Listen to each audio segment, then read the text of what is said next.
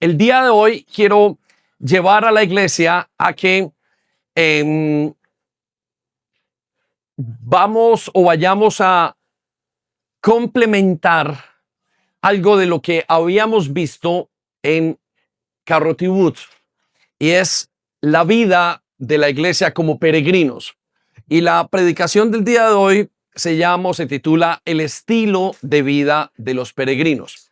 Y quiero llevarlos a esta enseñanza porque hemos pasado o hemos estado en una concentración de la iglesia el fin de semana muy grande. Es la concentración más grande que hemos tenido al mismo tiempo en espacio, en esfuerzo, en recursos. Y estuvimos hablando de que la vida cristiana se parece a un grupo, o la iglesia se parece a un grupo que va en una peregrinación, un grupo que va pasando por el mundo. Una vez que usted recibe al Señor Jesucristo como su Señor y como su Salvador, usted inmediatamente le es asignada una identidad que tiene unas características muy especiales. Entre esas características especiales está el entendimiento de que usted ahora es un extranjero, que usted no es un ciudadano de este mundo. Y esto no pasa porque usted se lo enseña a usted mismo, sino que esto ocurre porque el mismo Espíritu le da esa nueva identidad. Y usted comienza a sentirse en el mundo como un extranjero. Y a pesar de que no es un extranjero totalmente, es un residente extranjero, es decir, tiene que estar aquí por un tiempo, usted siente que este ya no es más su casa, su hogar. Es muy parecido con lo que nos pasa a nosotros, los que venimos de otros países. En este momento en mi vida, yo llevo 25, 26 años en Inglaterra. Llevo más allá de mi vida como colombiano. Vine a los 21 años, más o menos, aproximadamente. Soy aparentemente más británico en cuanto al tiempo que soy colombiano. Pero no siento que sea de Inglaterra. Cuando voy ahora a Colombia, tampoco me siento de Colombia. No es algo que yo haya hecho, no es una clase diferente en la cual yo haya puesto mi atención o mi identidad como alguien más importante o no, sino que es un efecto de mi nueva identidad en Cristo. Y ese efecto me hace que yo entienda la cultura, que yo hable su idioma. Ese efecto hace inclusive que yo entienda que tengo que esforzarme más en el idioma, en el trabajo. Tengo que conquistar una tierra, por decirlo así, pero al mismo tiempo siento que no es mi tierra. Y este efecto no es a propósito de parte mía, sino que es algo que viene dentro del paquete de ser creyente. Y es una marca particular de los que son hijos de Dios. A partir de que una persona es hija de Dios, deja de vivir en la ciudad y comienza a vivir en las carpas. Y comienza a ser parte de un grupo que parece una procesión de gente y un río de gente que va pasando por la vida y que no se detiene a vivir en lugares, pueblos o carpas, sino que continúan un caminar. Esa procesión o ese grupo de gente que va pasando se ve como desordenado, se ve como gente bulliciosa, gente que va luchando y tiene varias características. Una de las características principales de ese pueblo es que para ellos somos extraños y ellos son extraños para nosotros. Recuerdo que una de las cosas que me ocurrió en los primeros días de creyente es que volví a mis amigos y me parecían extraños. No, yo no lo busqué, pero ellos me parecían extraños y ellos me comenzaron a ver como si yo fuera una persona extraña. Y era correcto, porque ya no pertenecía a esa ciudad. Ahora mi vida tiene una nueva nacionalidad. Yo tengo ahora una nueva ciudadanía y es la ciudadanía del reino de los cielos. Y esto es lo que el Señor nos dice y esto es lo que Pablo explica, que ahora ya no somos ciudadanos de este mundo, sino que estamos pasando por aquí, que nuestra vida ha cambiado totalmente y que ya no sentimos lo mismo que sentíamos antes. Por otra parte, me pasó con mi familia. Recuerdo que con mi hermano mayor con el que crecí, después de haber conocido a Cristo, había cosas que yo no entendía ya, había como que no había un punto de comunicación y era extraño. Para mí ese efecto fue como, los amo, amo a mi familia, pero al mismo tiempo los siento tan lejanos que no entiendo qué es lo que me pasa. Al punto de que cuando en medio de su conversión en el 2016, de repente comenzamos a hablar y hablábamos lo mismo, nos entendíamos y ahí entendí qué diferencia es estar sin Cristo y es estar con Cristo. No era una cuestión de aceptación, yo sé que Él me acepta y que yo lo acepto, pero a partir del 2016, en su caminar, los dos caminábamos en el mismo río de gente, hacíamos parte del mismo lugar. Y es el efecto de la vida de peregrinos. No es un efecto fácil, no todo el mundo lo quiere ver, no todo el mundo lo quiere vivir. Y yo lo entiendo. ¿Por qué lo entiendo? Porque es más fácil vivir en la ciudad, es más fácil vivir en un pueblo. La vida en las carpas es una vida de continuos cambios. La vida de las carpas y de continuar de un lugar a otro y de experimentar tantos cambios es una vida que demanda a la persona y demanda muchas cosas. Morir, demanda tantas cosas que la gente no está dispuesta a pagar. Es un precio que no, la gran mayoría no está dispuesto porque la ciudad tiene buenos edificios. No es lo mismo vivir en una carpa. Y es difícil entender porque este mundo está hecho para vivir en la ciudad. A veces pienso que, por ejemplo, me quedan 20 años, casi estoy en los 50 años, me quedan 20 años de vida aproximadamente, o digo, bueno, 70 años viviré, o 75, 80, hasta cuando mis hijos o mi iglesia me entierre, me lleve a ese momento. Y aunque muera dentro de esta ciudad o en este mundo, no me siento parte de este mundo. Jesús lo dijo muy claramente. Ustedes están en el mundo, pero ya no son del mundo. Y no está hablando de una manera religiosa. Yo tampoco quiero pensarlo de esa manera. No estoy hablando de que ustedes no son religiosos y ahora no se juntan con los que son religiosos o los que no son. No estoy hablando de eso. No, estoy hablando de algo profundo que ocurre en el interior de la identidad del creyente. Eso profundo que ocurre en la identidad del creyente tiene unas características muy fuertes que definen su vida. Hasta el tiempo, cómo vivir.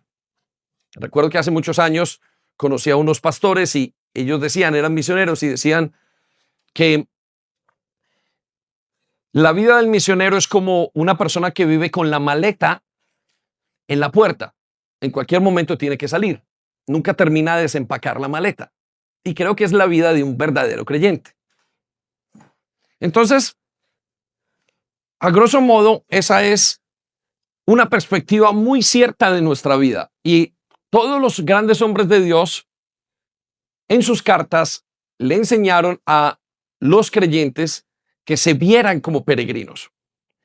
Les rogaban como a peregrinos en este mundo. Les decía, ustedes están de paso, aunque ese peregrinaje dure 1 año, 2 años, 10 años, 20 años. A tal punto inclusive, y les voy a contar esto, no sé si en secreto o no, no es nuevo, que uno quiere prácticamente morir. En buen sentido de la palabra. Es decir, yo quiero que el Señor venga el otro año, que ya lleguen los momentos en los que tengamos que dejar este peregrinaje y llegar a nuestro lugar. Estamos continuamente deseando que venga algo mejor. ¿Por qué? Por 1 o 2 razones. Anótelo por allí. Porque nos sentimos insatisfechos. Un creyente es una persona insatisfecha. Y quiero que tome unos segundos para pensar en eso. No es una insatisfacción de una mala actitud. No hablamos de eso. No es la insatisfacción de un esposo que no tiene sus necesidades, una persona cumplida, no. Es que sentimos una insatisfacción porque sabemos que no es el lugar. Nos sentimos que no encajamos en la ley. Vemos el estilo de este mundo, cómo lo maneja este mundo y digo, da pereza hasta llevar los niños al colegio. Vemos lo que hay y continuamente uno está juzgando y mirando, ¿por qué? Lo sentimos en el idioma de este pueblo. Lo que ellos hablan no es lo mismo que yo hablo. Me siento súper raro. Y yo no sé si usted siente eso. Y si no lo siente raro, quizás usted todavía no esté dentro de las carpas. También hay gente que está viendo ese río de gente pasar y salen rápidamente de la ciudad a mirar qué es lo que hay. Y cuando entran no les gusta. Y vuelvo y digo que lo entiendo. Pero los que están allí adentro están insatisfechos. Quisieran ser mejores esposos, mejores hijos. Y hay algo. Y están insatisfechos por la siguiente razón, si lo quiera notar. Porque todavía no están en casa. Todavía no están en su hogar. ¿Y qué es su hogar? ¿Qué es casa? Casa es el cielo. Casa, para definir lo que es mi hogar, es el lugar donde me siento amado, donde soy totalmente aceptado. Aquí no me siento aceptado, ni siquiera me acepto a mí mismo. Hay unos conflictos, los jóvenes, los adultos, porque no es nuestro lugar. Yo no sé si usted lo está sintiendo o no, pero usted sabe que usted va con la muchedumbre, que eso pasa como de un día para otro, en un segundo, en un momento, sale de la ciudad y entra y usted siente esa insatisfacción. Carrot Wood estaba muy bien y no tengo nada que decir. Me encantó ir al otro lugar y decirles, estamos súper felices en Carrot Wood, tenemos que salir porque se nos quedó pequeño. Pero anhelaba el momento de llegar a mi casa. En mi casa es donde está mi familia, mi esposa, mi lugar, mi hogar, donde me siento amado. Y aún con dificultades. La casa que esperamos es el lugar celestial. Cada creyente está afanado. Es un TikTok en el corazón. Que quiere llegar rápidamente. Que el mismo Pablo dice, quiero llegar ya a mi casa. Este es mi lugar. El lugar que está buscando mi alma. No soy satisfecho en otra parte. Y le pregunto, ¿es usted una persona satisfecha? Pero no hablo, vuelvo y digo, de la mala actitud. Hablo de si se siente satisfecho en este mundo. Y si usted se observa en su corazón y si usted analiza su interior y llega a la conclusión de que no está a gusto porque no se siente en casa, es una buena marca de que usted va caminando con el grupo que vive en las carpas. Conté el fin de semana algunas cosas que quiero compartir con ustedes. Me encantaría llevarlo a que las anoten, que son parte de los retos de vivir como peregrinos en ese grupo. Y el primero de esos cambios que usted vive a la hora de entrar a vivir en las carpas y dejar el pueblo, dejar la ciudad, dejar los grandes edificios, es que usted ahora es parte de una familia. Anote esto allí, ahí están en pantalla. Hay algo que le ocurre porque usted entra a una familia diferente. Y permítame le explico qué significa esto. Que ahora que estamos caminando con Cristo, entramos y se nos ha sido asignada una familia diferente. Y la familia incluye ángeles, Dios mismo, gente que ya pasó por nuestros lugares, gente que murió aparentemente hace muchos años. Y usted entra a una familia y es difícil vivir en esa familia.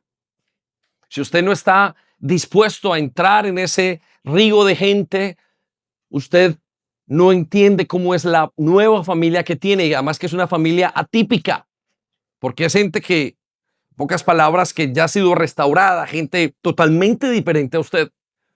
Si usted no entiende eso, usted sufrirá mucho, porque entró a una nueva familia. La familia de la fe es una familia, el Señor dice, ahora son parte de la familia de Dios, antes no. Y quiero que se quede en ese pensamiento unos segundos y se imagine usted entrando en ese río de gente, en esa procesión que pasan y que van pasando años y años y pasan multitudes, y usted desea, hay una característica, otra característica muy común es que por una parte usted los ve y los odia. Es como, ¡ay, qué rabia me dan! Pero por otra parte hay un deseo admirable de entrar allá. Es como un conflicto que hay. Recuerdo estar muy joven y estar allá en un pueblo donde crecimos nosotros, la mitad o el fin de semana, mi hermano y yo y mi familia, y yo solía pasar por una iglesia evangélica y recuerdo criticarlos, pensar que eran aleluyas y gente intransigente y que estaban haciendo cualquier tipo de tonterías o cosas ridículas. Y había un odio que no sabía ni siquiera porque no había conocido a nadie. Pero con el tiempo había una admiración. Es parte de ese sentimiento. La santidad en una persona produce dos cosas. Hay algo que rechazo, pero hay algo que admiro. Entonces, ahora somos parte de una nueva familia. Eso es lo que pasa. Usted entra de la ciudad, entra a ese grupo y comienza a caminar. Y es una familia rara, atípica para nuestro concepto. Estamos acostumbrados a papá, mamá y mentiras que aquí hay gente que uno hasta siente más familia que la misma familia en la carne. Hay gente con la que yo he pasado por situaciones que no pasaría en otra parte y que siento que ni siquiera es que lo haya escogido, es que dentro de mí sale un fuego que me hace estar con esas personas en momentos tan difíciles de su vida. Entonces, lo primero que quiero que usted entienda es que hay un cambio de familia. La segunda cosa que quiero que entendamos y que me gustaría recordar es que somos gobernados por una ley diferente. Ya le dije que usted y yo tenemos una insatisfacción. Vemos un mundo que se rige por unas leyes raras, contradictorias, que nos molestan. Unas leyes que van como, y uno dice que hasta en los gobernantes no cree uno en ellos y este es el mundo que conocemos y también tenemos unas leyes personales. Pero cuando entramos en ese río de gente, entra una ley diferente. Y esa ley es muy rara. Hay un choque muy fuerte con esa ley. Porque esa ley se llama la ley del espíritu. Y esa ley tiene una característica que es una ley diferente de manejar. No entendemos muchas veces, no estamos preparados. Qué raro que esta gente nos perdone cuando nosotros hemos hecho lo que está mal. Es una ley que es la ley del espíritu que nos dice que amemos, que entreguemos, que vivamos para una nueva manera de vivir. Y muchos chocan, muchos entran, experimentan esa ley y quieren salir porque lo encuentran raro. Ese nuevo río de gente o ese río de gente, ese corredor de gente que va por allí pasando a un lugar diferente, tiene una nueva ley, una ley totalmente diferente. Y eso crea un conflicto. Y para estar en medio de ellos, tengo que aprender a vivir bajo esa ley, la ley del espíritu. Ya las cosas no son como antes. Antes yo me vengaba, ahora no me puedo ni vengar. Ahora tengo que amar.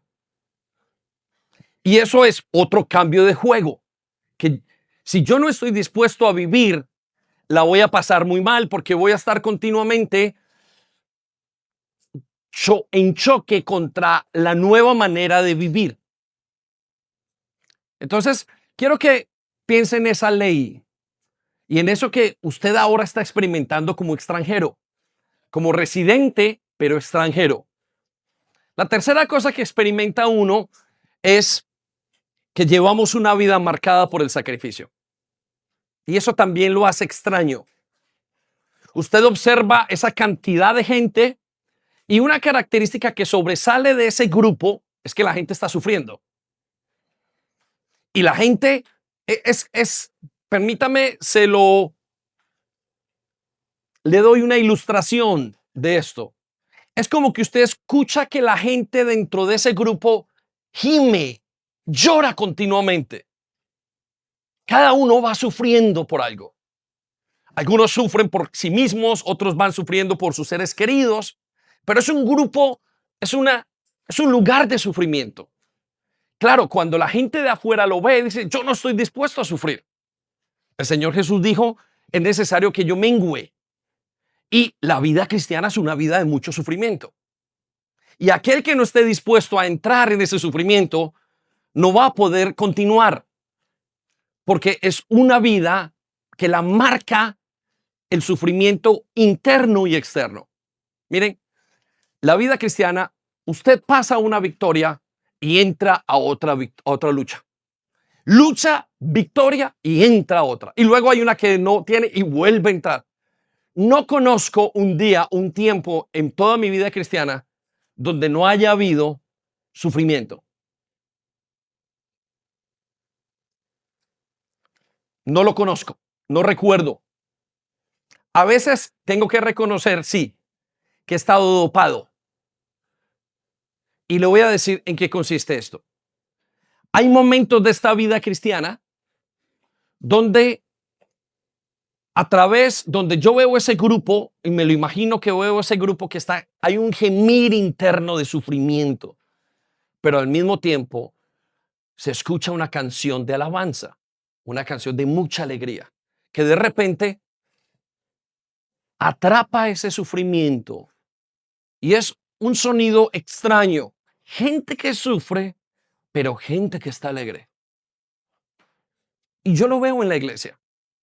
Veo gente que viene a la iglesia con sus dolores en medio de circunstancias y de repente en medio de su adoración a aquel que están siguiendo, sus vidas van cambiando.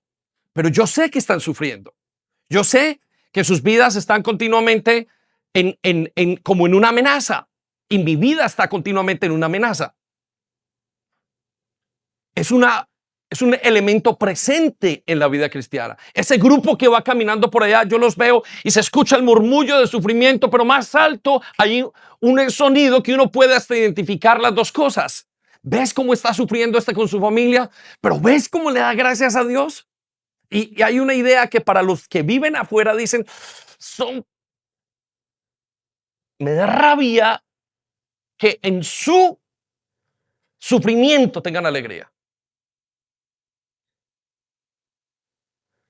Siento como envidia también. Es contradictorio.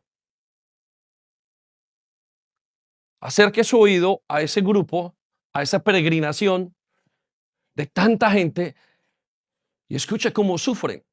Y sufren porque su pecado los está agobiando. Y ellos dicen, no quiero tener pecado.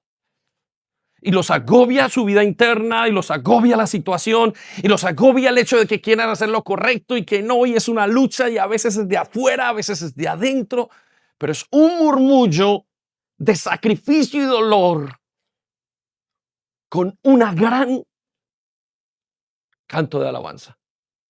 Y es extraño, porque en la ciudad no hay eso. En la ciudad la gente no quiere sufrir. Allá en Marylebone o en Chelsea o en Totteridge o en el lugar donde usted quiera, hay apartamentos maravillosos y están sentados y no hay sufrimiento. Aquel que quiera caminar con Cristo tiene que sufrir. Y el sufrimiento no es que Él venga y lo cause. directamente, sino que es que cuando Él se acerca a uno, uno comienza a verse tan débil, tan sucio, tan mal. Si es que estoy cerca de Él, yo comienzo a verme todas las debilidades que tengo y entonces viene mi sufrimiento. No es que Él me cause el sufrimiento, es que cuando Él está cerca me veo y comienzo a sufrir y siento como si estuviera o desnudo o siento como si estuviera ante alguien muy limpio y yo me siento sucio. Pero esa es una marca de ese grupo, porque los demás no lo alcanzan a ver. Los que están en los apartamentos, en la vida de ciudad, no se ven. Ellos están entretenidos con toda una cantidad de cosas, algunas válidas, algunas que no son válidas, pero no alcanzan a ver porque eso se ve solamente con ese grupo. De hecho, creo que es el sufrimiento los que los lleva a meterse en ese grupo. Le pregunto si su vida está marcada por el sufrimiento. Y no estoy diciendo que usted haya perdido a sus padres, que usted haya nacido enfermo. No. Sufrimiento al querer menguar. En pocas palabras, ese río de gente huele a muerte, porque continuamente los que están allá, gente que quiere morir, pero no quiere morir para mal, porque no quieran luchar en la vida. Al contrario, es la ironía. Ellos quieren morir para ganar la vida. El Señor Jesús dijo, el que quiera ganar su vida tiene que perderla. Pero el que quiera el que quiera ganar su vida tiene que perderla. Pero el que quiera perder su vida para siempre, dedíquese a ganarla.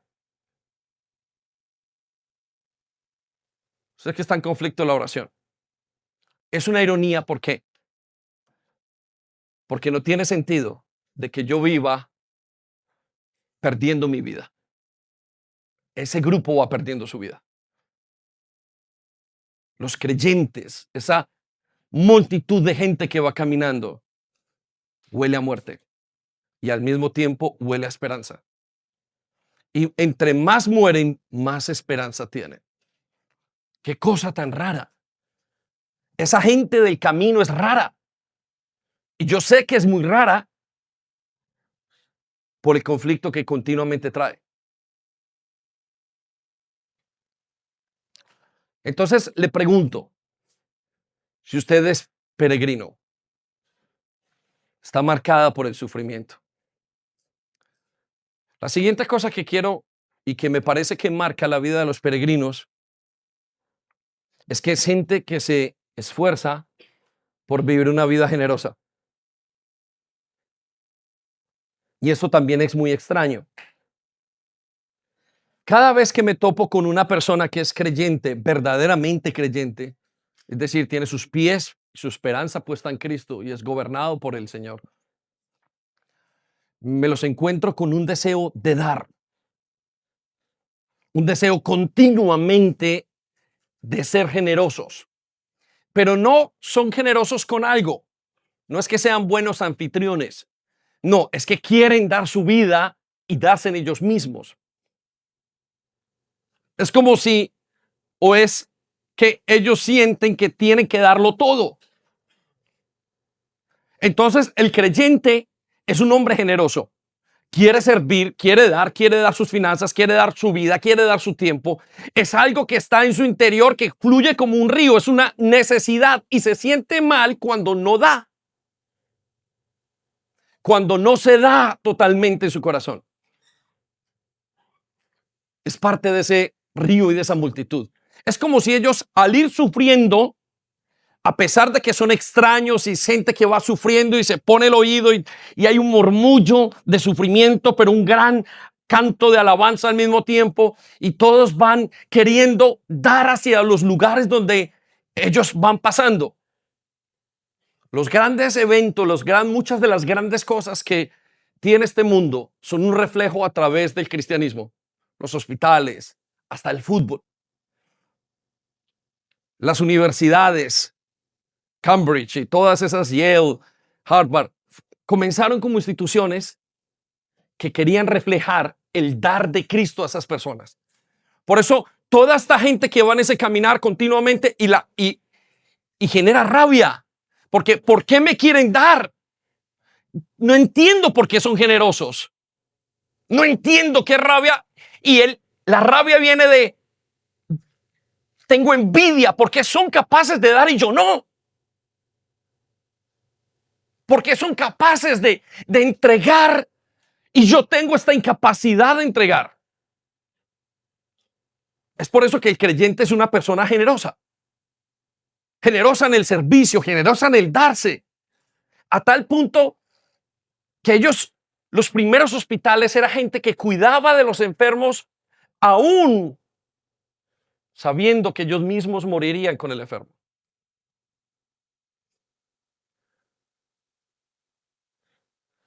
John Wesley, el fundador de la Iglesia Metodista, un hombre de familia, graduado de la Universidad de Harvard, profesor de Oxford o de Cambridge, no sé cuál, hijo de un scholar de la época, decidió morir completamente pobre. No es que muriera pobre, es que la riqueza era diferente. La gente del pueblo quiere vivir teniendo excesos. La gente que vive quiere construir sus casas, quiere comprar sus carros, quiere basar su identidad en lo que tienen. Aquella gente ya no lo pone su identidad en lo que tienen porque no pueden, van pasando. No es importante un Tesla. Lo importante es seguir el camino hasta llegar a su ciudad. No es importante un título, aunque lo sirva. Sus valores son diferentes y tiene toda la razón y se explica claramente. Ellos quieren quedarse en estas ciudades, quieren tener su apartamento y quieren tener parcado un buen carro y quieren tener una esposa muy bella, ellos quieren ser muy fuertes, quieren tener unas carreras donde ellos puedan decir, aquí está mi esperanza. Pero aquellos son pobres, pobres para el mundo, ricos para Dios. Por eso lo entregan todo, porque no consideran la Madre Teresa de Calcuta que esa fuera una riqueza por la cual ella pudiera invertir su vida sabiendo que iba a salir en 20 años. No consideraba riqueza eso. En palabras del Señor Jesucristo, cuando le querían seguir, le venía la gente y le decía, Jesús, maestro, queremos seguirte. Y él les decía, si quieres seguirme, tendrás que tener una visión de peregrino.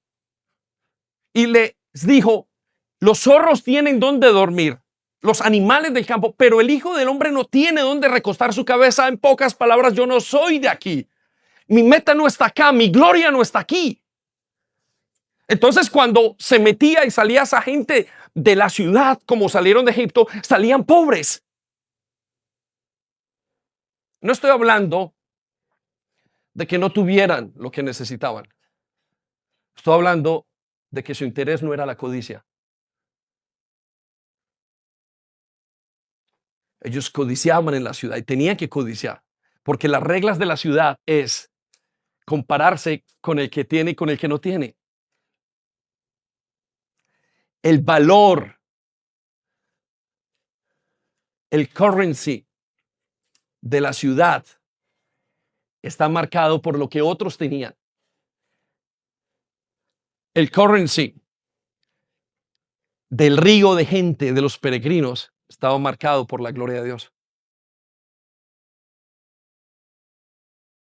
Estos que iban en el camino les parecía tonto. Y ocurre, pero ¿cómo pude vivir mi vida basado en la apariencia? Y cuando estaban allí, veían las personas sufriendo y todo ese murmullo, y ellos mismos se preguntaban, ¿qué me pasó? ¿A qué horas caí en ese mundo y en esa cultura? sentían que hasta descansaban. Era otra cultura. Entonces, su manera de vivir era dando.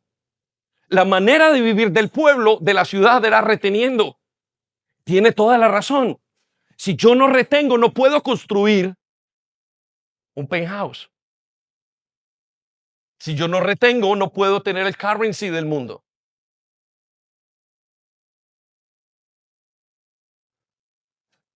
Pero si doy, soy como mi Señor.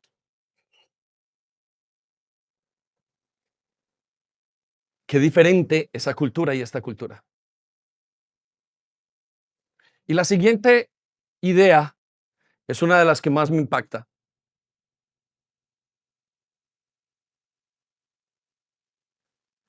Es que uno de los cambios culturales más grandes que hicieron, y culturales e internos que hicieron, es que su perfección no era humana. Buscaban la gloria de Dios.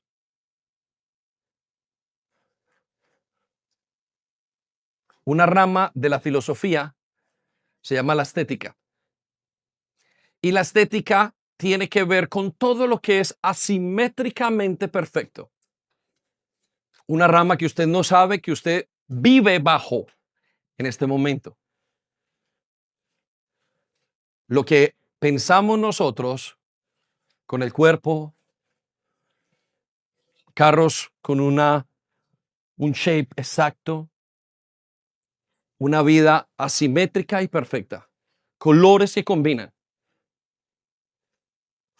Algo que es a los ojos del hombre muy agradable.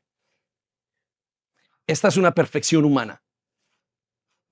Que todo este pueblo, los que vivían en la ciudad, anhelaban tener. Sus casas eran 3 pisos cuadradas, las ventanas adentro era muy bien adornado. Todo tenía que ir en el lugar donde decorativamente fuera estético. Mas en el río de gente había desorden, había polvo, había confusión. ¿No se ha dado usted cuenta de que la iglesia es desordenada? Les voy a dar una ilustración. Este fin de semana que estuvimos en Carrotty Wood, el primer día, creo que Dios me estaba hablando al corazón y los chicos con muy buen deseo intentaron armar una gran pantalla, un escenario preciosísimo para la gloria de Dios. La pantalla tenía que tener unas 12 mini pantallas. Se quedaron todo el día, salieron muy cansados. Mientras que ellos hacían eso, nosotros nos reuníamos en el local, en el primer local más grande que tiene Carrotty Wood, y comenzamos a orar. Cuando estábamos orando, Dios trae a mi mente que la gente no estaba sentada en el lugar correcto. Estaban todos a un lado, había gritos de niños, había sudor, había una sensación de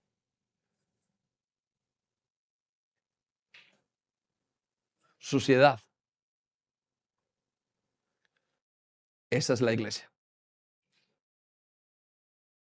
La iglesia es un lugar donde el pecado hace estragos y hay que venir a limpiar. Algunos de los testimonios, entre otros el de Petra, dijo, un joven ella usualmente no sirve, no sé quién me dijo que fuera a servir y terminé lavando los baños en Carrotty Wood. Y ella decía, ¿y qué satisfacción tenía? Eso no tiene sentido en la ciudad. En la ciudad es ofensivo. En la ciudad es de bajo calibre, es indigno. Pero en el campamento, saliendo de Egipto, tiene todo sentido. Es para ese grupo. Ese grupo no ve como ven los otros. no, sus ojos no están en las facciones humanas. Sus ojos están en la gloria de Dios. Hace muchos años entré donde el médico de Sandy era un médico judío. Yo vengo de una familia que se estableció en Colombia en un lugar que se llamaba Aranzazu. Su nariz es protuberante y varios de ellos se hicieron operar. Mi tía mayor nunca se hizo operar. Entré a la consulta con el judío y estábamos hablando de la nariz y la conversación entra en ¿por qué no te operas? Su respuesta es nunca, porque esto es parte de mi identidad. ¿Qué cambió la perfección griega, romana, versus la perfección hebrea, bíblica, cristiana? ¿Qué es lo que buscan sus ojos?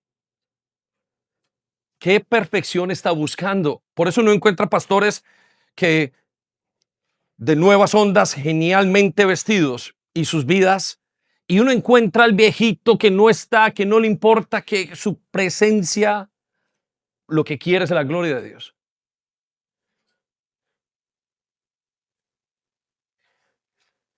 Estos conceptos de buscar la gloria de Dios no se busca, no lo busca el grupo de allí, no lo buscan los que están en ese momento en el río de gente, en el campamento. ¿A qué lugar pertenece usted? ¿En qué lugar quiere estar? Son dos valores diferentes. Y sí, sé que hay alguien que está saliendo en este momento y que los están llamando y ven y no se atreven a entrar. Y no se pueden atrever a entrar porque tienen mucho que perder aparentemente. Pero son dos grupos diferentes. ¿Se entiende? Esa es la verdadera iglesia. Un grupo que está saliendo, que está caminando, un bullicio.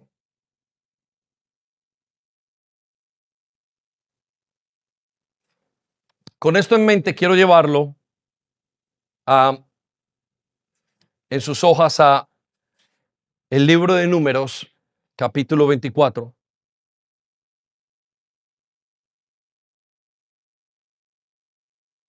Y quiero llevarlo a una de las ilustraciones que robó mi corazón hace muchísimos años y que es preciosa y que cualquiera que va y está en este río de gente, en esta peregrinación, entiende y considera la mejor visión de su vida. Y comienza con el versículo 1 y le voy a dar rápidamente un contexto de lo que está ocurriendo acá. El pueblo de Israel fue llamado por Dios a que saliera de Egipto. Y en ese transcurso, el pueblo era tan grande que tenía que pasar por lugares, por pueblos, por reinos. Y cuando pasaban por allí con su manera de ser, con sus metas, con su definición como pueblo y con su identidad, causaba los celos y la rabia de los que estaban al lado. Causaban lo que causa la santidad que le he venido diciendo. La santidad causa rabia, pero admiración. Me da rabia que en esa iglesia y que ese grupo que diga que acostarse con la novia está mal, que la infidelidad está mal y que va a dañarme. Tengo rabia. Y al mismo tiempo decían, ¿cómo quisiera ser un hombre de una sola mujer?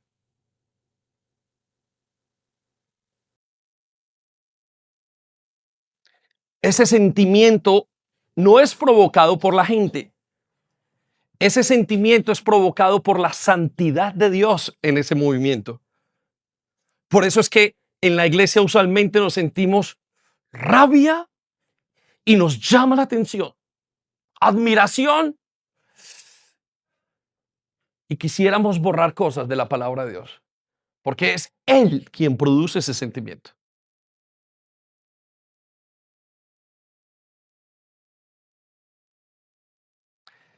Y mientras pasaban, hubo un pueblo, un rey muy rico de una área muy prominente, una ciudad muy grande, con muchas expectativas, con muchos sueños.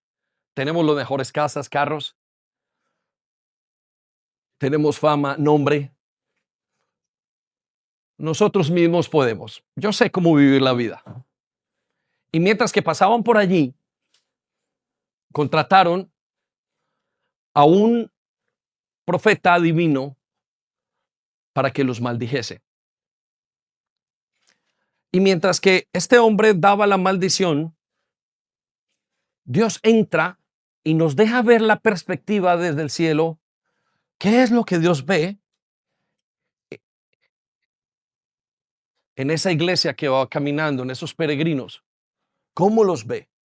Y es precioso porque le va a entender cómo lo ve. Va a entender qué es lo que dice Dios. Y hay una enseñanza muy grande. Versículo 1 dice: finalmente Balaam comprendió que el Señor estaba decidido a bendecir a Israel, así que no recurrió a la adivinación como antes. Quiero que simplemente resalte unas ideas acá. La primera, Balaam, la gente del pueblo, comprende que el Señor va a bendecir ese río de gente. El deseo del Señor es ese río de gente. Eso es lo que más ama, ese río de gente. El deseo del Señor es bendecir ese grupo que va llorando y que va clamando, ayúdame. Ese grupo que va quitándose todo lo que tiene para darlo. Ese grupo que no busca la perfección y además la detesta, que busca la gloria de Dios. Ese grupo que se siente en familia, ese peregrinaje, esa multitud que va caminando. El Señor está decidido a bendecirlo. Quiero que resalte la palabra Israel y coloque iglesia. Dice, así que no recurrió a la adivinación como antes. En cambio, se dio vuelta y miró al desierto. ¿A dónde miró? Resalte la palabra desierto. Quiero que encuentre un paralelo muy importante aquí. La vida del pueblo de Israel y de la iglesia son un paralelo para que podamos entender cómo es nuestro caminar. Y quiero llevarlo a esta idea de que el profeta vio el desierto. Si usted entiende esto, la gran mayoría de su vida cristiana, usted está en el desierto. Casi todo lo pasa en el desierto. No recuerdo un día donde una temporada donde no hayamos sufrido por una u otra cosa. Se lo dije ahora, lucha ganada, sufrimiento en otra área. Es como si ya te arreglé esto, vamos con esto, vamos con esto. Y la vida cristiana es un desierto, pero es un desierto donde Él está. Si no entiende esa perspectiva, no ha entendido la iglesia. Su vida cristiana es caminar con mucha gente por un desierto donde usted continuamente se va formando. Versículo 2. Luego dice que vio al desierto donde el pueblo de Israel acampado, donde vio al pueblo de Israel acampado por tribus. Quiero que resalte las palabras acampado y quiero que resalte las palabras por tribus. Note que él no ve algo diferente, él ve tribus. Él no ve gente solitaria en sus mejores edificios. Él no ve personas con buenas ideas. Él no ve la NASA. Él no ve universidades. Él no ve los mejores negocios. Él no ve la bolsa de valores. Todo eso es el currency de la ciudad. Él ve tribus. Resalte la palabra tribus y coloque familias, iglesias. Lo que Dios ve es iglesias. Dios no concibe su vida de acuerdo a su cuenta de banco. Dios concibe su vida no de acuerdo a lo que usted se ponga en el espejo. No, Él concibe su vida no de acuerdo a sus logros. No, es de acuerdo a la tribu, a la familia, a la iglesia. Eso es lo que Él está viendo. Por eso lo más importante en la vida es la familia y la iglesia. Usted no encuentra una persona en el último momento de su muerte diciendo cuántos negocios me faltaron hacer, cuántas comisiones dejé de ganar, cuántos edificios dejé de construir. Todo el mundo al final de sus días dice que tan pésimo padre fui. Terrible hijo. ¿A quién le falté? Ese es el dolor. El dolor no es cuántos. Me faltó estudiar más teología. Me faltó leer más libros. ¿Qué pasó? Perdí mi vida. El sentimiento más grande es la familia y la iglesia, porque es la familia de Dios. Versículo 3. Y le dio el siguiente mensaje. Este es el mensaje de Balaam, hijo de Beor. El mensaje del hombre cuyos ojos ven con claridad.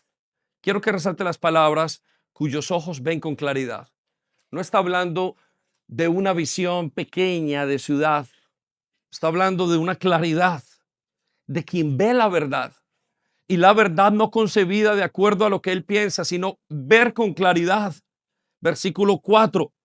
Y aquí viene lo que él vio con claridad. ¿Y por qué era claridad?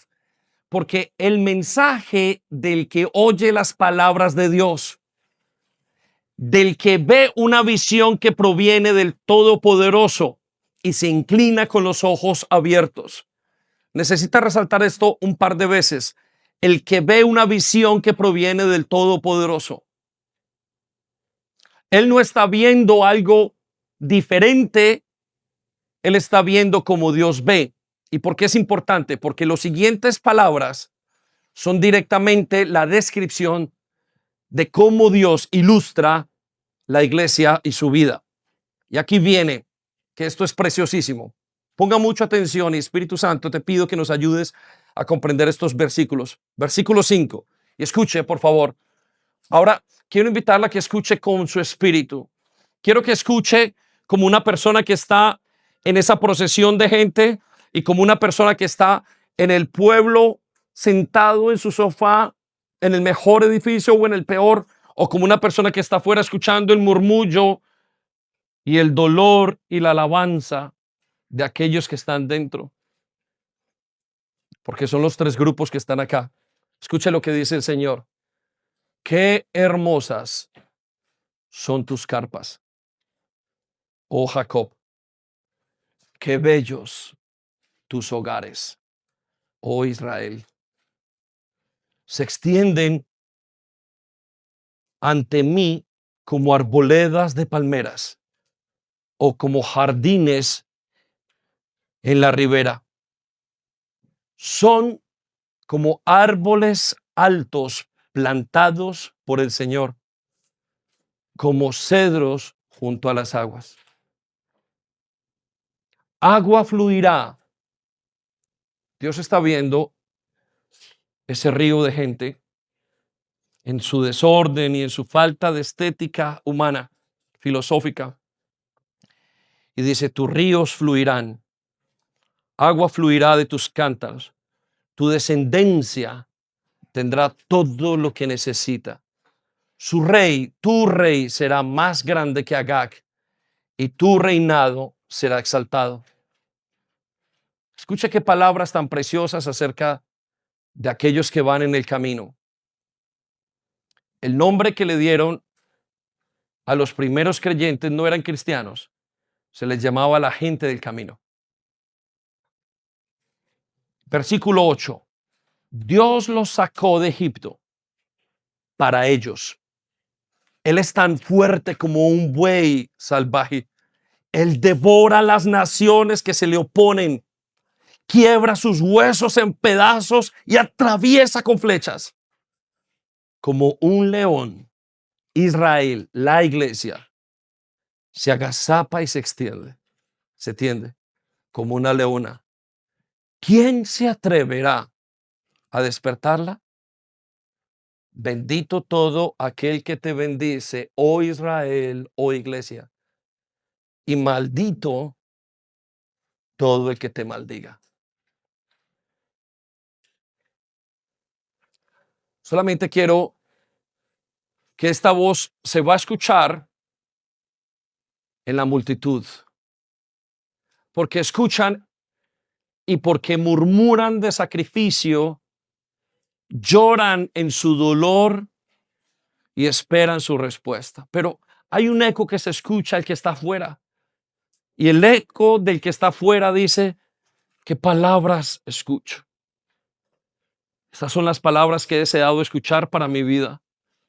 Y el que está en la ciudad tiene que escuchar algo, es imposible que no lo escuche. Le invito a que vaya otra vez al versículo 5. Primero dice: qué hermosas son tus carpas. Jehová ve tu campamento, iglesia. Jehová ve tu reunión. Jehová ve tu unidad. Jehová ve tu casa. Le dice que son hermosas, que sus hogares son preciosos. Dice que bellos son tus hogares. Señor, ¿cómo puedes amar mi hogar en esta sociedad? Cuando veo los pecados, veo todo lo que ha hecho. Dice: veo tus hogares y los amo. Amo, son bellos para mí tus hogares, oh Israel. Y luego dice: los veo extendidos ante mí como arboledas que reciben sombra, como jardines que están en la orilla del río. Así los veo pelechar. Son como los árboles altos. Y luego esos árboles son tan altos porque fueron los primeros árboles plantados por el Señor. Los veo como los cedros junto a las aguas, fuertes, robustos, grandes, que dan el fruto cuando necesitan darlo. Versículo 7 dice: a la multitud que va caminando, a los extranjeros, los ve y les dice: agua fluirá de sus cántaros. No se preocupen. Ustedes se ven secos porque están en el desierto, mas en sus cántaros va a fluir agua. En su debilidad va a fluir agua. Va a fluir lo que Dios quiere para sus vidas. Su descendencia tendrá lo que necesita. No será producto del deseo del mundo de ser ricos, sino lo que necesitas, y lo que necesitas tiene que ver con Cristo. Y tu rey, tu gobernante en tu casa, en tu familia, en tu célula, en tu iglesia, será más grande que los reyes de la tierra. Ese reino en que tú vives, ese grupo que tú llamas manada pequeña, será exaltada. Y luego les da la razón, porque Dios fue quien los sacó. Es Dios quien nos saca de Egipto, del mundo, del sistema. Y note que dice: no lo saco para mí, lo saco para ellos, es para ustedes. Los he sacado de la ciudad, de lo que ustedes creen que es bonito, milimétrica o simétricamente armonioso. Los he sacado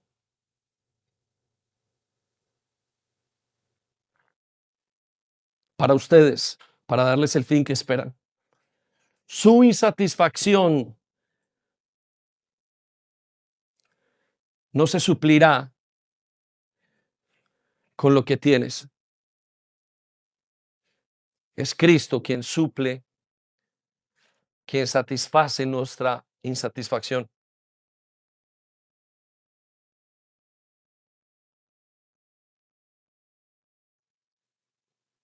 Él es tan fuerte como un buey salvaje. Él devorará a las naciones y las naciones son tus enemigos. Este deseo que tengo de autodestrucción, este deseo de ir más allá, esas adicciones que tengo, esa descomposición de mi vida, de mi ser, esa descomposición ilógica, esa dualidad que tengo en mi mente, esa esquizofrenia, ese deseo de vivir y de morir, de hacer, de no tener límites. Él devorará a tus enemigos, a los que te opongan uno a uno, y quebrará sus huecos, sus huesos. Serán desmenuzados ante tus ojos cada uno de los enemigos y los atravesará con flechas. Como un león, oh iglesia, vas a poder descansar y extenderte como una leona. ¿Quién se atreverá a despertarte? Y luego de ese pueblo precioso, con ese bullicio, dice las siguientes palabras: bendito, bendita comunidad, bendita iglesia, bendito río de gente que lucha, que va, que aparentemente está en desorden, que no es tan bello como el mundo lo pone, que vives en carpas, que eres pasajero. Bendito y bendito el que te bendiga, pero también maldito el que te maldijera.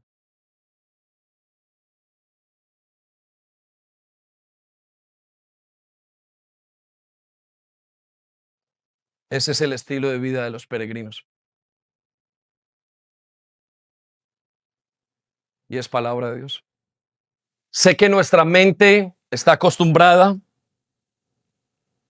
a imágenes que tenemos, estas ciudades, estos pueblos, estas civilizaciones que hay a nuestro alrededor han creado sus sistemas, han creado su currency, han creado su moneda, pero tú ahora eres peregrino. Ahora vamos a también a detenernos para cerrar Clarity Wood con la Santa Cena. Pero ahora eres diferente.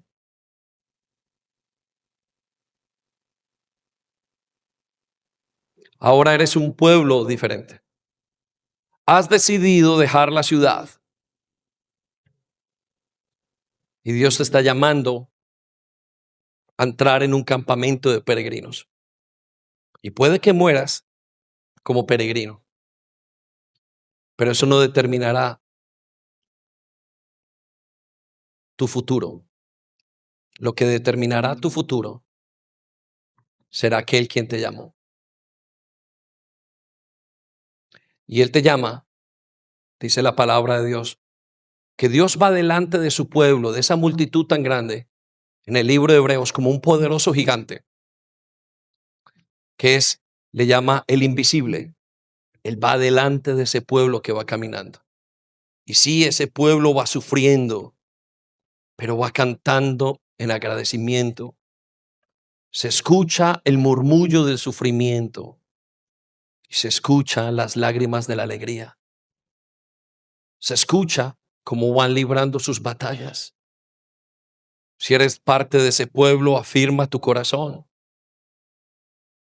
Afirma tu corazón en gratitud. Alégrate de ser ese pueblo. Moisés dejó, con razón, la casa del faraón. Y al dejar la casa del faraón, él era el segundo y prefirió ir a vivir con los esclavos. Y yo quiero que pienses en cómo se reconcilia eso, en cómo se conecta eso. Qué locura hiciste, Moisés. ¿Cómo te atreviste a vivir? Qué error, Moisés! Decían sus padres. ¡Qué error! ¿No entiendes que me llamó el Dios, el gigante que es como el hombre invisible, y que voy por un pueblo? Y dice que prefirió los vituperios de Cristo que ser llamado hijo del faraón.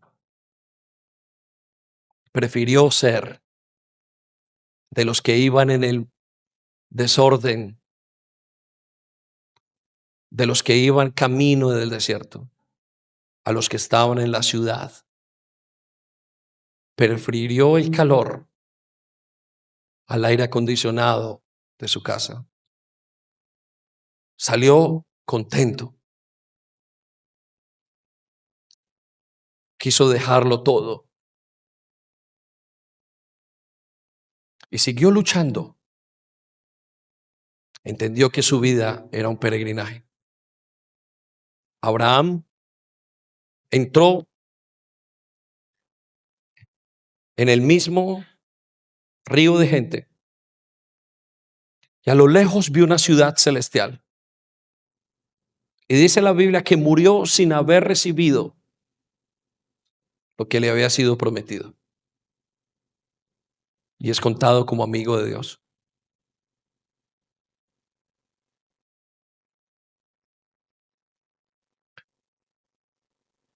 También dice la palabra de Dios que todos estos hombres podrían haberse regresado. Quizás hay alguno, y lo entiendo si quiere regresarse. Algunos que se están regresando han cogido sus maletas y están confundidos. Lo que tus ojos ven, lo que vio Balaam, lo vio como adivino, pero cuando fueron abiertos sus ojos, vio con claridad.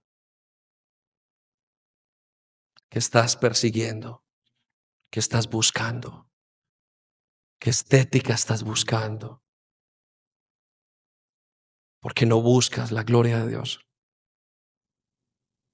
La gloria de Dios que está en el campamento. Y era incómodo tener que levantar el campamento todos los días.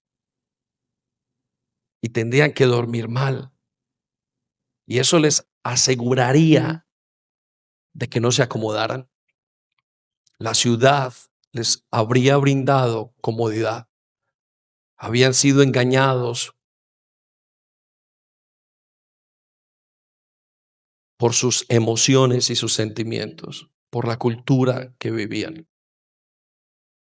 Era poderosa para engañar, así como engañaron a la mujer de Lot, que a pesar de que fue arrastrada a la ciudad, miró atrás y se quedó como una estatua de sal.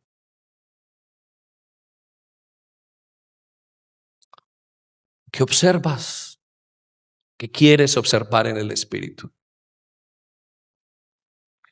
No es agradable a los ojos la ciudad, el río de gente.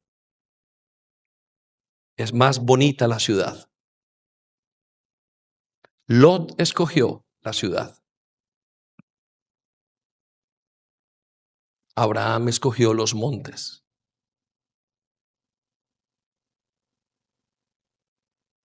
Entra, hijo de Dios, aquí hay una carpa para ti. Señor, celebramos hoy ser parte de esta multitud